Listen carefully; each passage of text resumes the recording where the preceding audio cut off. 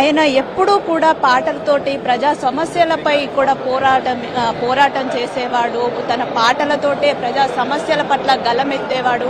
అటువంటి కళాకారుడిని కోల్పోవడం ఈరోజు జీర్ణించుకోలేకపోతున్నామని కూడా ఇక్కడ ఉన్నటువంటి ప్రముఖులంతా చెప్తున్నటువంటి మాటలు. సార్ చెప్పండి, ఒక గొప్ప కళాకారుడు ఈరోజు మన మధ్యలో లేరు. ఆయనతో మీకు ఎలాంటి అనుబంధం ఉండింది, ఏం చెప్తారు?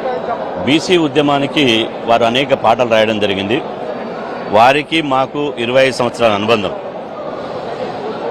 అందశ్రీ గారు ఒక గొప్ప కవి అనడంలో సందేహం లేదు. వారు జీవించి ఉన్నంత కాలం సాహిత్యాభివృద్ధికే కాకుండా అణగారిన వర్గాల ప్రజల కోసం, అదేవిధంగా వెనుకబడిన వాళ్ళ కోసం, ప్రత్యేక తెలంగాణ ఉద్యమం కోసం, అదేవిధంగా మానవత్వం కోసం కూడా కృషి చేసినటువంటి వ్యక్తి. వారు ఒక రాసినటువంటి పాటలు మనం ఎగ్జాంపుల్ చూస్తే, తెలంగాణ ఉద్యమంలో ఒక దశలో తెలంగాణ ఉద్యమం ఇట్లా కెరటంలాగా పోయి మళ్ళీ కింద పడుతున్నటువంటి తరుణంలో ఇలా విద్యార్థి లోకాన్ని తట్టి లేపడానికి ఒకటే జననం ఒకటే మరణం పాటల ద్వారా మళ్ళీ తెలంగాణ ఉద్యమాన్ని ఊపి తీసుకురావడం జరిగింది. ఆ తర్వాత ప్రకృతిని దేవుడు అంటే ఎక్కడో లేడు, ప్రకృతిలోనే దేవుడున్నాడు అని చెప్పి, కొమ్మ చెక్కితే బొమ్మరా కొలిసి మొక్కితే అమ్మరా అని చెప్పి, ఆ ప్రకృతిలోనే దేవుడున్నాడు, చెట్లల్లో పుట్టల్లో దేవుడున్నాడు అని చెప్పి ఆ పాట రాయడం జరిగింది.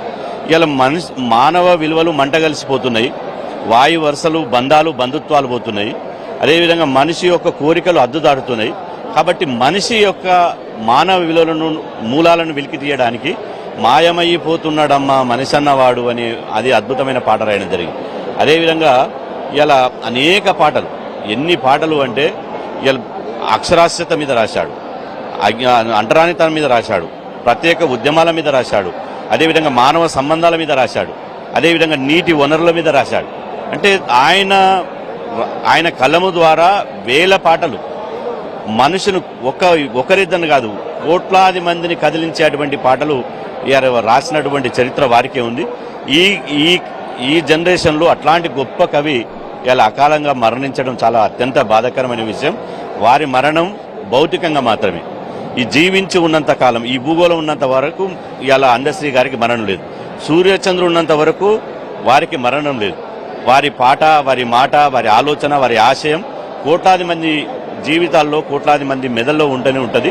కాబట్టి ఇట్లాంటి అత్యంత ఈ 62 సంవత్సరాల వయసులోనే చనిపోతారని ఎవరు ఊహించలేం. సాహిత్యలోకానికి కాదు, యావత్తు బహుజన సమాజానికి, తెలంగాణ సమాజానికి, తెలుగు రాష్ట్రాల ప్రజలకు వారి జీవితం ఇవాళ మరణించడం చాలా తీరని లోటు. కాబట్టి ఖచ్చితంగా ఈ సమాజం ఉన్నంత వరకు ఇవాళ వారు బతికే ఉంటారని చెప్పి మేము తెలియజేస్తున్నాం. చూడొచ్చు, ఆయన భౌతికంగా మనతో లేకపోయినప్పటికీ కూడా ఆయన పాటల రూపంలో ఎప్పుడూ కూడా బ్రతికే ఉంటారని కూడా ఇక్కడ రచయితలు అందరూ చెప్తున్నటువంటి మాట.